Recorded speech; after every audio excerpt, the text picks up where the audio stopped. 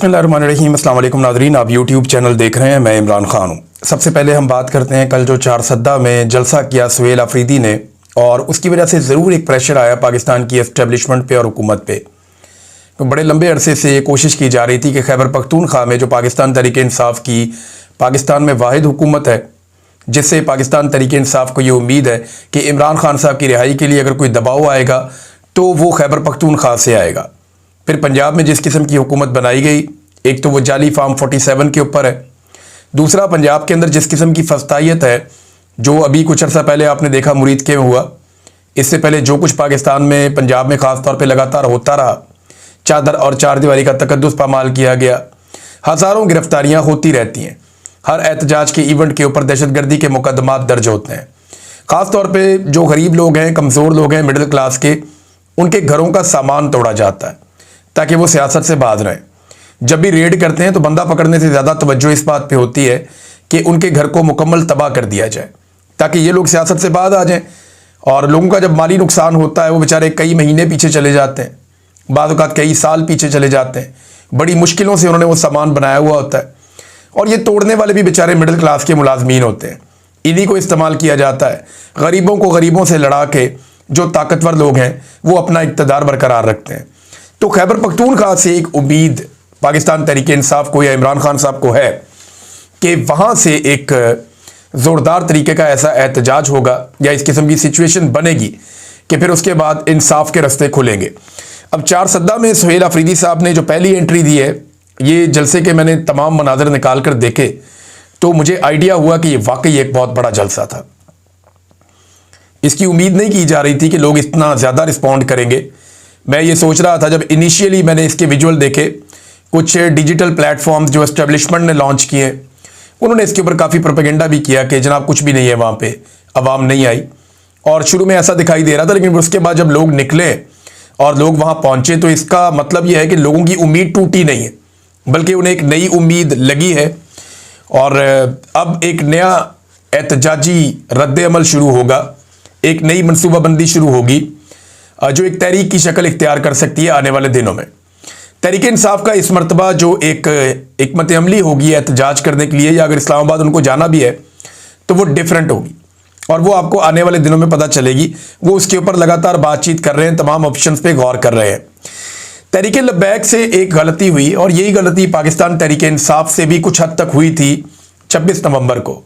हालांकि तहरीक-ए-इंसाफ के लोगों पे गोलियां चल रही थी, इसके बावजूद उन्होंने वीडियोस बनाई, उन्होंने स्नाइपर्स दिखाए, उन्होंने दिखाया कि किस तरीके से लोगों को गोलियां लग रही हैं।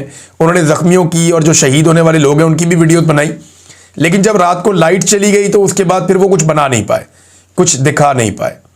और तहरीक-ए-लब्बैक का कत्लेआम जो है वो क्योंकि दिन की रोशनी में हो रहा था, फजर की नमाज के बाद लोगों ने अज़ानें दी, उसके बाद ये कत्लेआम शुरू हुआ था।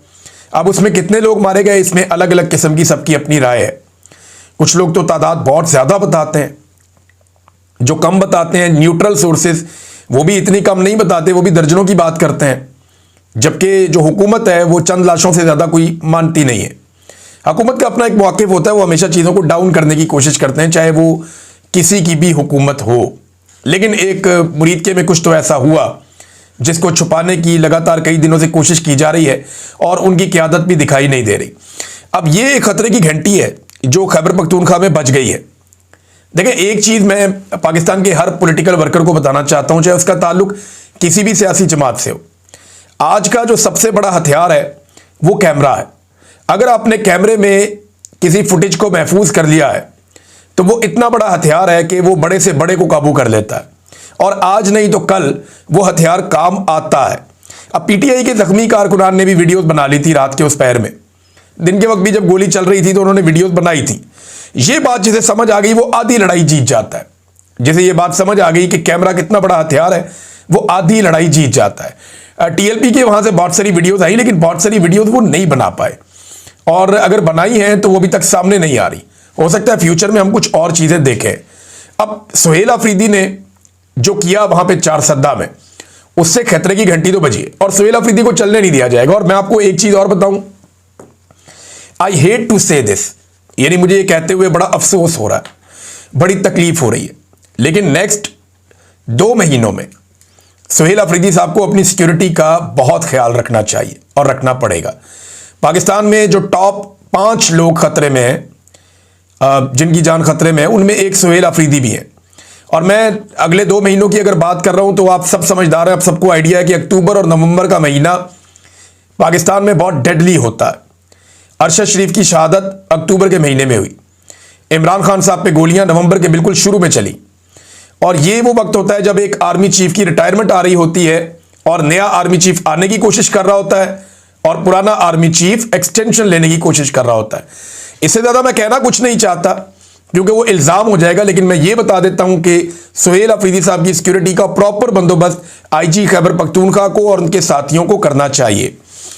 आज एक कबायली जरगा भी होने जा रहा है और ये जिला खैबर बाड़ा में होने जा रहा है, और ये तारीखी अमन जरगा है। इसके अंदर कौमी मशरान, सियासी मशरान, उलमा इकराम, तलबा तंजीमें, सिविल सोसाइटी और हर मकतबा फ़िक्र से ताल्लुक़ रखने वाले सिविलियंस इस जरगे में शिरकत करेंगे।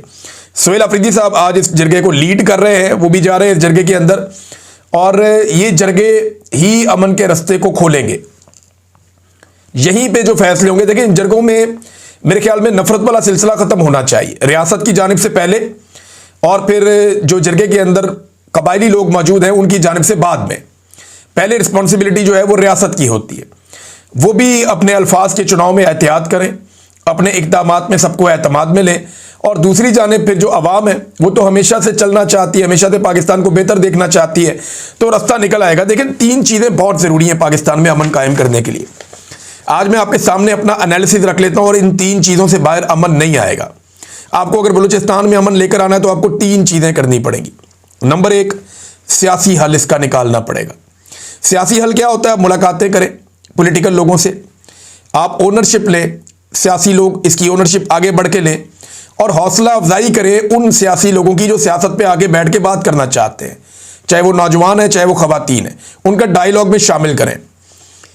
और साथ ही इसके जो है महरूमियों का खात्मा किया जाए, ये भी सियासी हल का हिस्सा है कि लोगों के हकूक उनको दिए जाएं, सेहत, तालीम, रोजगार, मेयार जिंदगी, ये सियासतदानों की रिस्पॉन्सिबिलिटी है। ये सियासी हल का हिस्सा है, जो पहला हल है सियासी हल।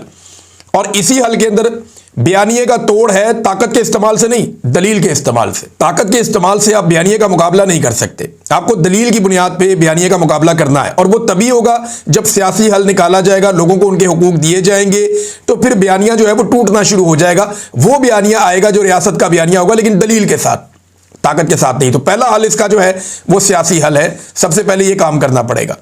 दूसरा मरहला है अमन का मौका दिया जाए, यानी आप डायलॉग का रास्ता खोलें, हथियार फेंकवाएं, जो लोग हथियार फेंकना चाहते हैं उनको हथियार फेंकने का मौका दिया जाए, मुख्तलिफ किस्म के रियासती पैकेजेस अनाउंस किए जाएं, आम माफ़ी का ऐलान भी किया जाए उन लोगों के लिए जिनको आप दे सकते हैं माफ़ी, आप उसमें जो है वो क्लासिफिकेशन कर सकते हैं, और अमन मुआहदे किए जाएं ताकि मैक्सिमम लोगों को कौमी धारे के अंदर लाया जा सके।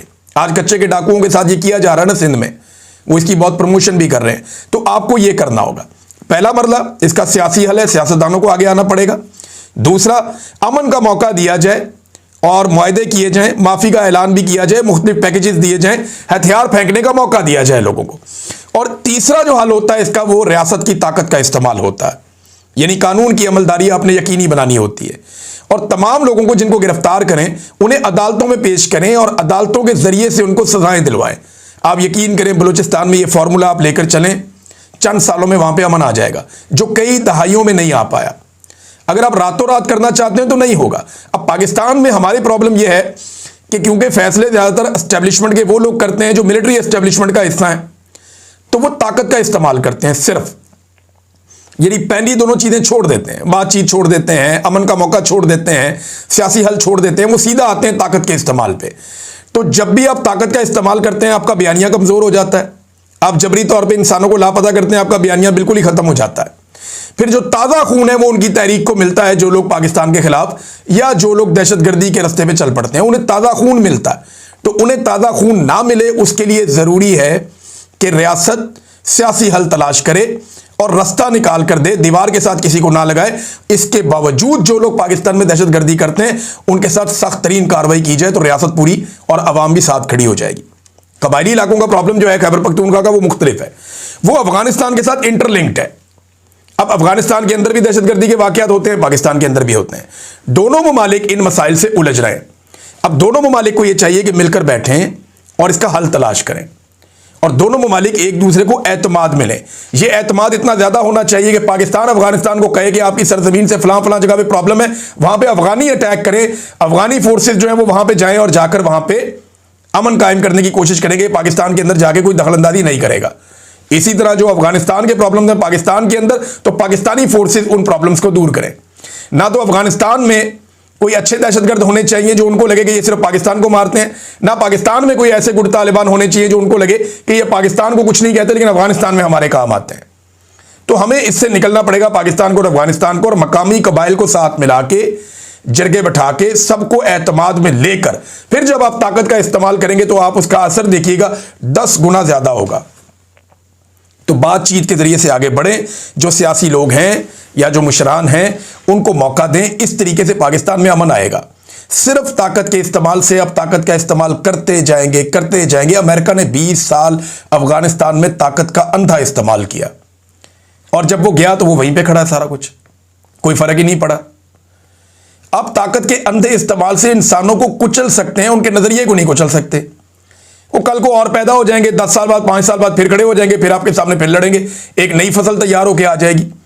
लिहाजा आपको पॉलिटिकल सोल्यूशन निकालना होता है, और ये बात मिलिट्री एस्टेब्लिशमेंट को समझ नहीं आती, उनको ये बात समझनी चाहिए और पॉलिटिकल क़यादत को आगे आना चाहिए। इसमें मैं कह रहा हूं कि बिलाशुबा इसमें जरदारी साहब, नवाज शरीफ साहब, इमरान खान साहब को शामिल करें। ये सारे लोग आ जाएं इकट्ठे, ये बैठे और एक दफा पाकिस्तान में अमन लेकर आए, क्योंकि देखें पाकिस्तान में अमन होगा तो ही पाकिस्तान आगे बढ़ेगा। अमन नहीं होगा आप आगे बढ़ नहीं पाएंगे, आप कुछ भी नहीं कर पाएंगे।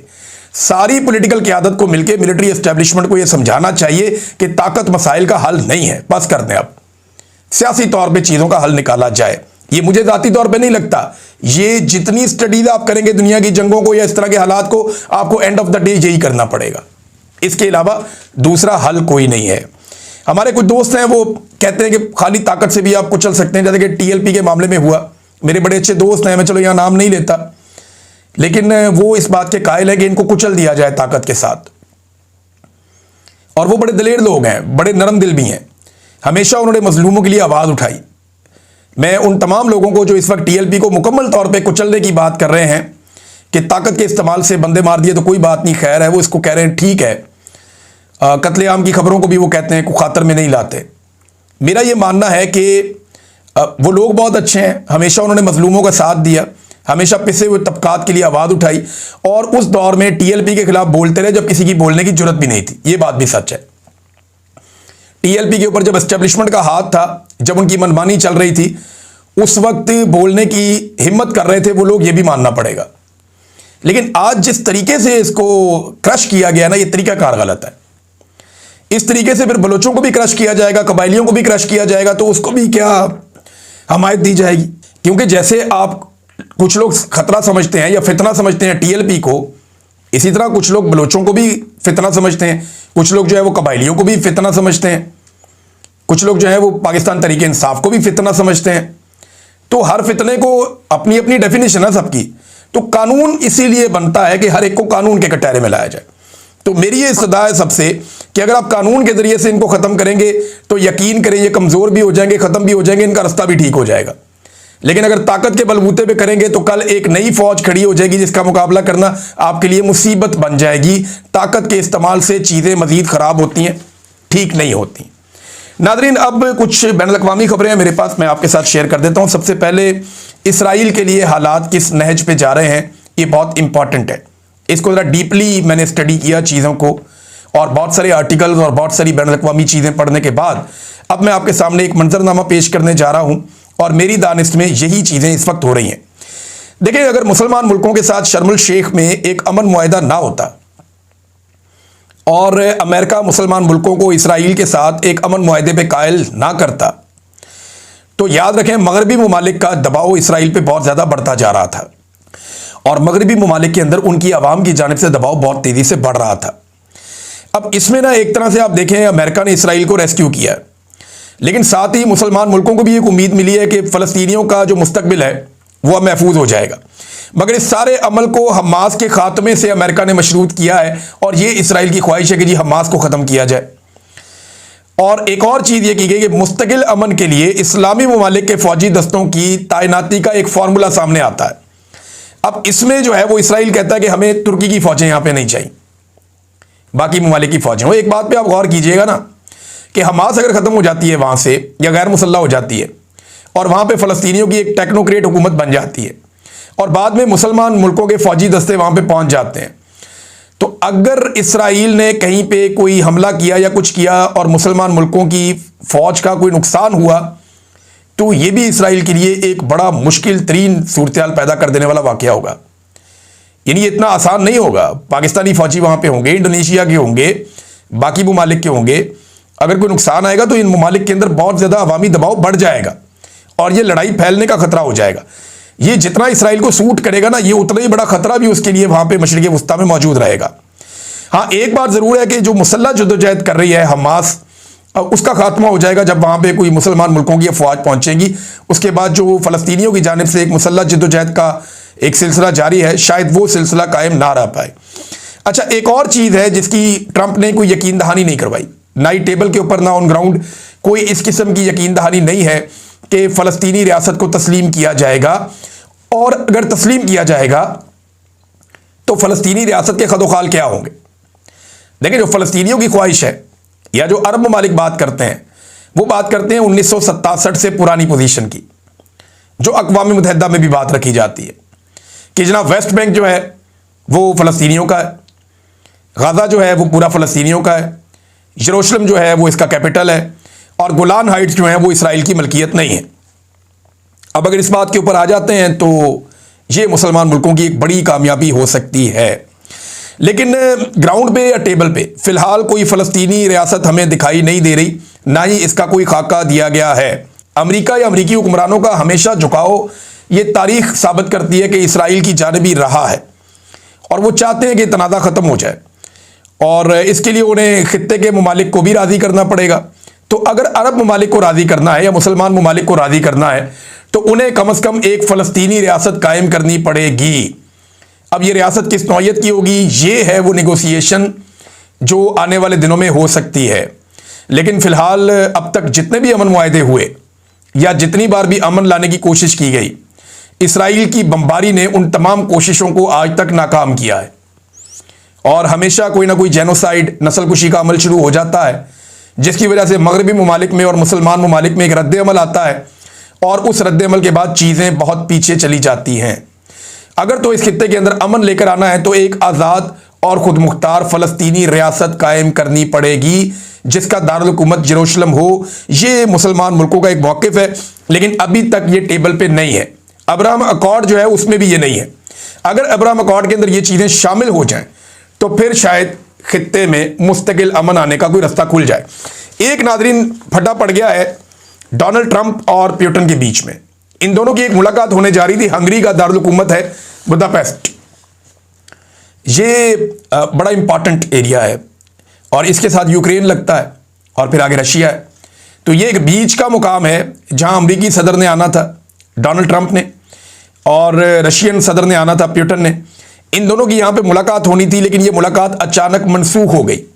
अब मनसूखी की वजह क्या है वो मैं आपको बता देता हूं। मार्को रूबियो जो सेक्रेटरी ऑफ द स्टेट है डोनाल्ड ट्रंप के, इनकी बात हुई स्पोक्स पर्सन प्यूटन के डिमिट्री पेस्कोव, इनके जरा मुश्किल नाम होते हैं, इनसे टेलीफोन पे इनकी बात हुई और उस बात में कोई रशिया की जानिब से लचक नहीं दिखाई गई।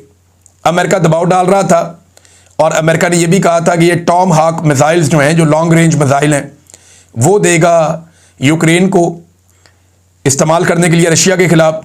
तो फिर रशिया ने राब्ता किया अमेरिका के साथ और उन्होंने कहा जी कि इसके बाद जंग बढ़ेगी, ख़त्म नहीं होगी। और रशिया के पास भी बहुत सारे लॉन्ग रेंज मिसाइल हैं और बड़े खौफनाक मिसाइल हैं। तो इसका नतीजा बड़ा खौफनाक निकलता अगर अमेरिका इस किस्म के हथियार देता है यूक्रेन को। और यूक्रेन की फ़ौज को जितना हमने देखा है वो उन्होंने जंग तो बड़ी तगड़ी लड़ी है। उन्हें हथियार पूरी दुनिया ने दिए, बड़े अच्छे हथियार दिए, और उन हथियारों का उन्होंने इस्तेमाल किया है और बहुत ज़बरदस्त इस्तेमाल किया है। और अगर उन्हें इस किस्म के मिसाइल दिए जाएं तो वो रुकेंगे नहीं, वो चला देंगे।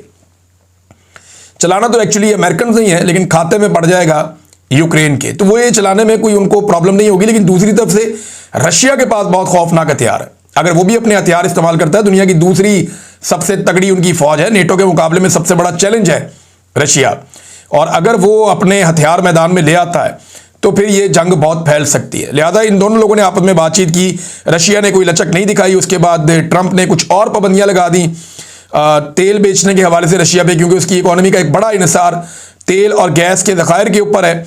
तो अब उनके ऊपर और पाबंदियां लगवा दी गई, जबकि तय हुआ कि अभी मजीद तैयारी करनी चाहिए दोनों साइडों को, बैठने से पहले इस वक्त मुलाकात की कोई ज़रूरत नहीं है। अच्छा, ट्रंप इस हवाले से ना कुछ मौक़िफ़ बदलते भी रहते हैं। डोनाल्ड ट्रंप ने पहले कहा कि रशिया वो इलाके खाली करे जो यूक्रेन के उसने कब्जा कर लिए। फिर डोनाल्ड ट्रंप ने अपना मौक़िफ़ बदला कि नहीं, जो जहां जहां पहुंच गया वो वहीं पे रुक जाए, उसी जगह पे जंगबंदी की जाए और उसके बाद नेगोशिएशन शुरू की जाए। और साथ ही साथ यूरोपीय यूनियन के ऊपर भी है कि वो भी कुछ पाबंदियां लगाएं रूस के ऊपर, और कुछ पाबंदियां उन्होंने लगाई हैं, कुछ पाबंदियां वो मजीद लगाने जा रहे हैं जिससे रूस के ऊपर माशी दबाव बढ़ाया जाएगा। अब रूस कितना माशी दबाव बर्दाश्त कर सकता है? पिछले तकरीबन 3.5 साल से वो ये जंग लड़ रहे हैं, 3.25 साल हो गए, और उन्हें ये लगता है कि वो मजीद ये जंग लड़ सकते हैं। देखिए, जंगी कुव्वत तो रशिया की बहुत बड़ी है, इकोनॉमी भी बहुत बड़ी है, फिर उनके अपने सपोर्टर भी मौजूद हैं। रशिया की अपनी भी सपोर्ट है दुनिया के अंदर, कुछ खामोश सपोर्ट है, कुछ ओपन सपोर्ट है, तो वो अपनी सपोर्ट भी इंजॉय करते हैं। जबकि यूरोप और अमेरिका ये चाहते हैं कि यूक्रेन के अंदर रशिया के साथ जो लड़ाई चल रही है उसकी जंगबंदी हो जाए। अमेरिका अब तक दबाव बनाने में नाकाम रहा है, लेकिन जो बैनुल अक़वामी अखबारात हैं या जो दिफाई तजियाकार हैं पूरी दुनिया में टॉप के, उन सबका ये मानना है कि अगर ये जंग नहीं रुकती और ये मामला आगे बढ़ता है, अमेरिका खतरनाक हथियार देता है यूक्रेन को, तो ये खुदा न खास्ता एक तीसरी जंग अजीम की तरफ मामला जा सकता है जो किसी को भी सूट नहीं करेगा, और ये यूरोप और रशिया के बीच में लड़ाई होगी। अमेरिका इसके अंदर एक बड़े बेनिफिशियरी के तौर पे सामने आएगा, क्योंकि अमेरिकन वेपन्स पूरी दुनिया में हॉट केक की तरह बिकेंगे। अब तक के लिए इतना ही, अपना ख्याल रखिएगा, अपने इस चैनल का भी। अल्लाह हाफिज़।